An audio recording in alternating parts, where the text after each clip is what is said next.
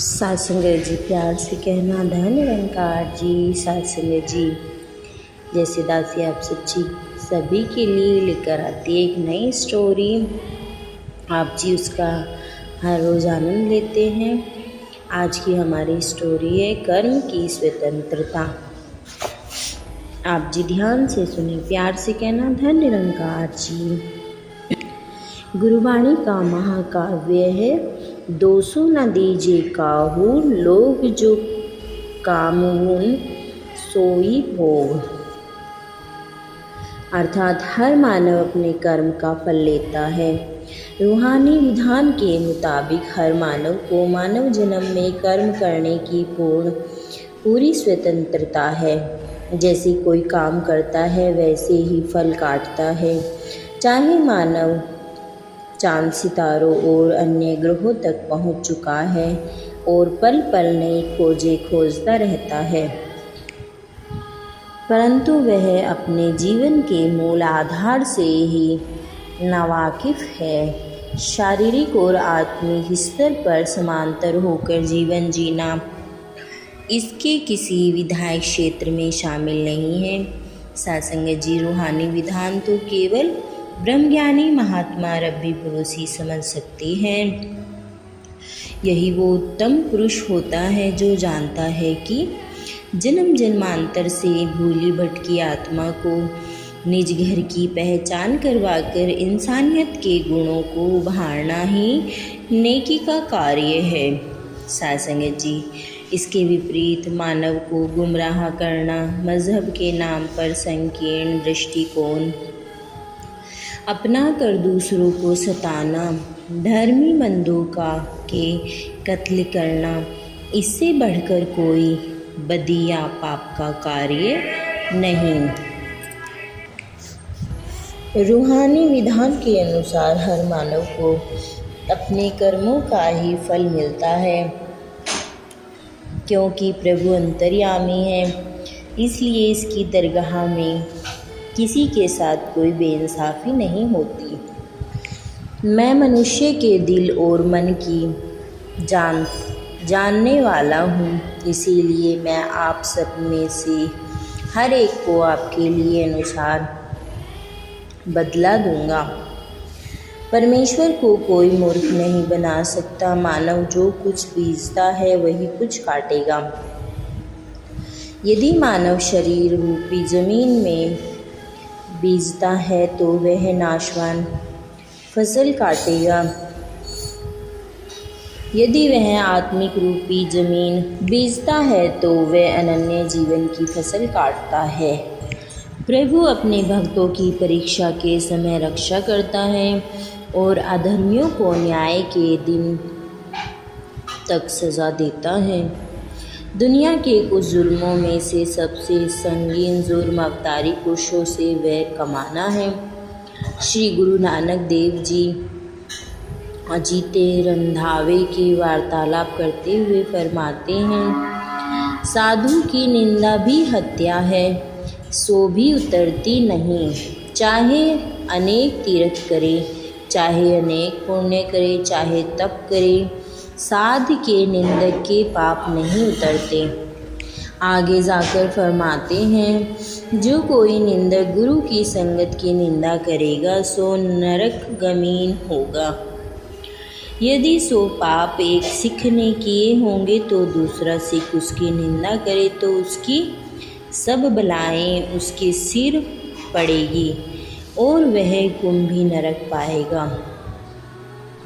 और जो गुरु के वचनों पर चलेगा उसके लिए सूलीदा कांटा हो जाएगा। जो किसी को तलवार उठाते हैं वो स्वयं तलवार से ही मारे जाते हैं। सत्संग जी जैसे हज़रत सुलेमान भी इस भाव की पुष्टि करते हुए कहते हैं कि दुष्ट का भय ही उस पर आन पड़ेगा, पर धर्मी की इच्छा पूरी की जाएगी।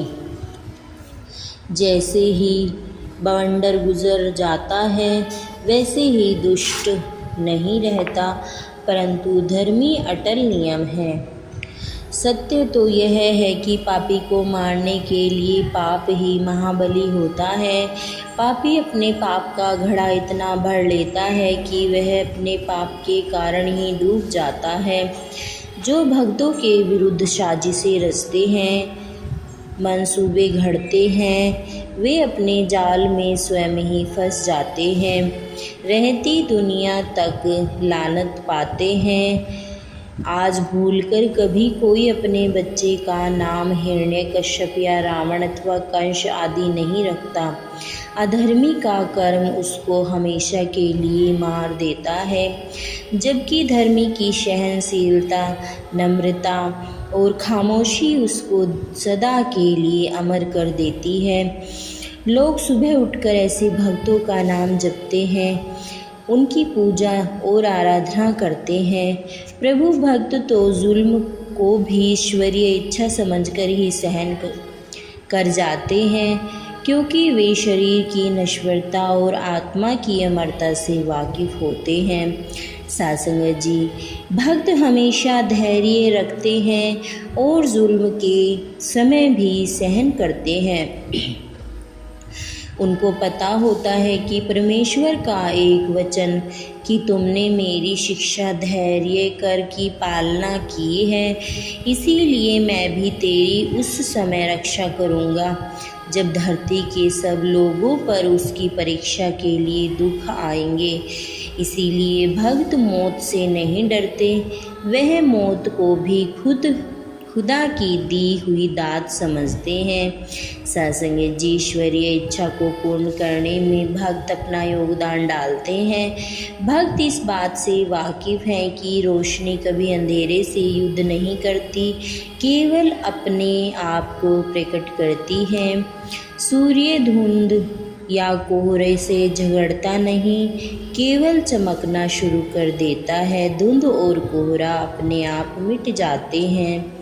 इसी प्रकार ब्रह्मज्ञानी ज्ञान के प्रकाश से और नेकी के बल से अज्ञानता और बदी पर जीत प्राप्ति के सिद्धांतों को अपनाता है। वह जुल्म करने वाले पापी और बदकारी को कोसता नहीं, क्योंकि उसके सिद्धांत के मुताबिक जैसे लोहे को पैदा हुआ जंग लोहे को ही खा जाता है, वैसे ही पापी मन का पाप उसी को खा जाता है। सासंग जी, संत महात्मा सदैव भय में रहते हैं, क्योंकि वे प्रभु के न्याय से वाकिफ होते हैं।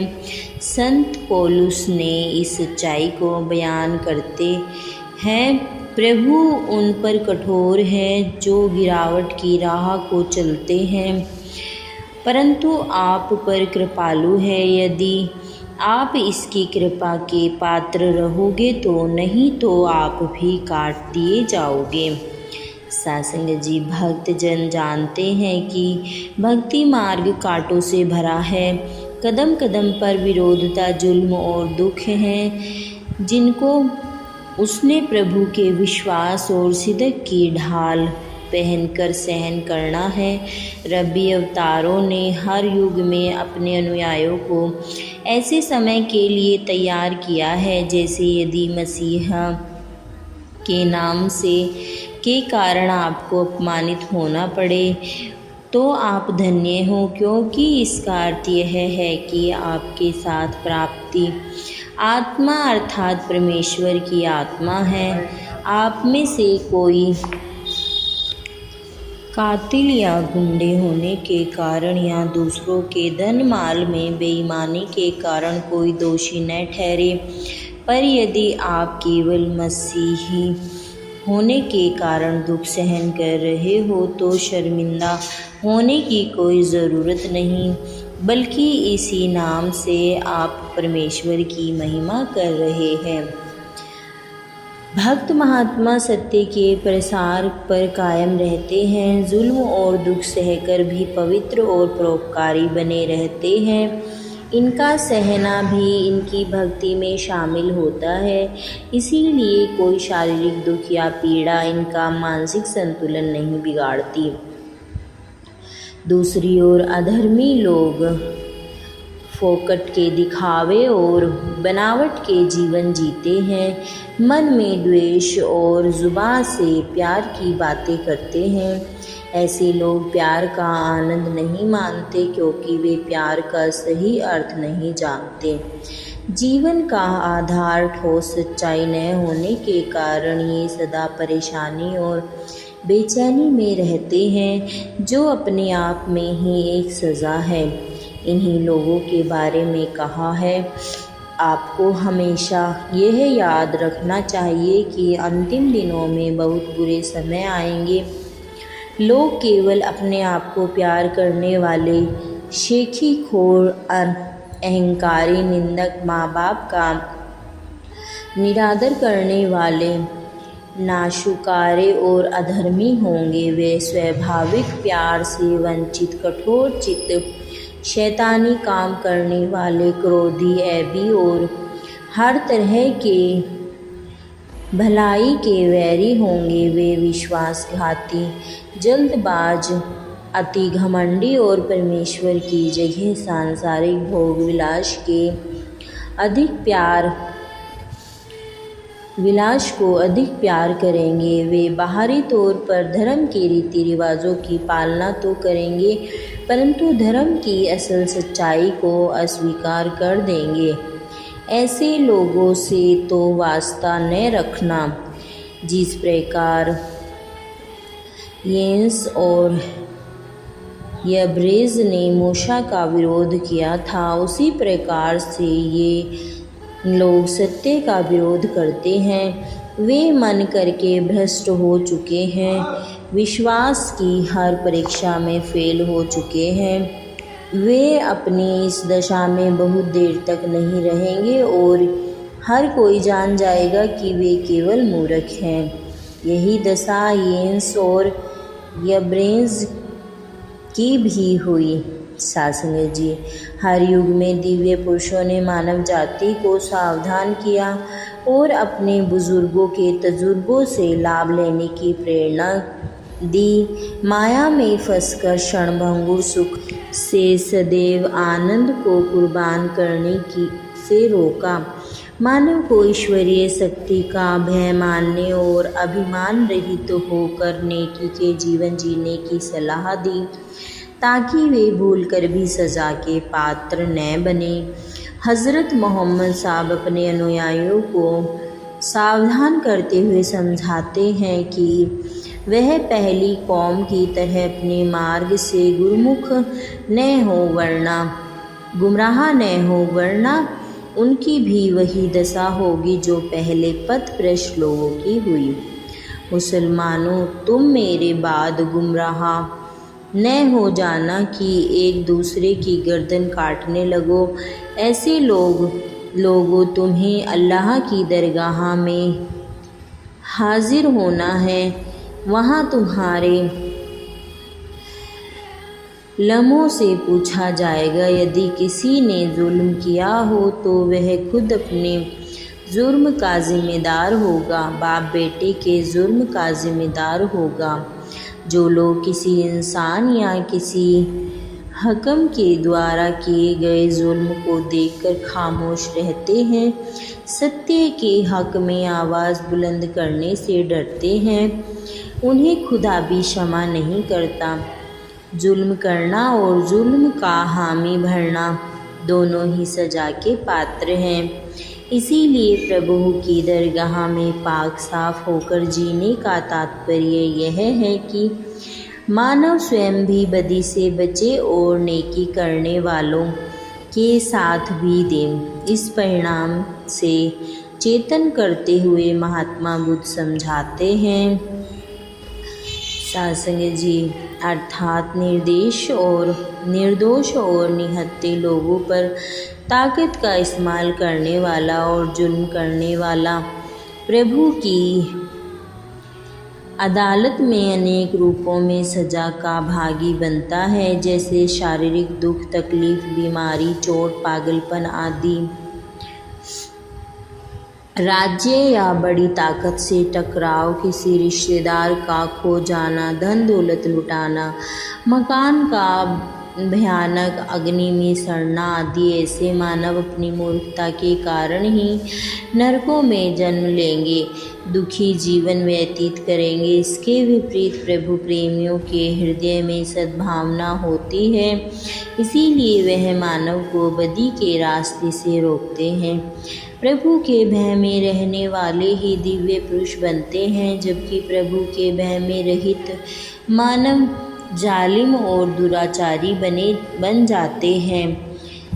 तभी समझाया है कि ऐसे दुष्टों का साथ मत दो, क्योंकि दुष्ट का साथ देने वाला भी सजा का हकदार बन जाता है।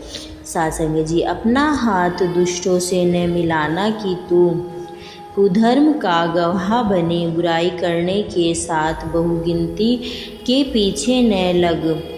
किसी झगड़े में बहुगिनती के पीछे लगकर ऐसा उत्तर न दे जिससे न्याय ही पलट जाए।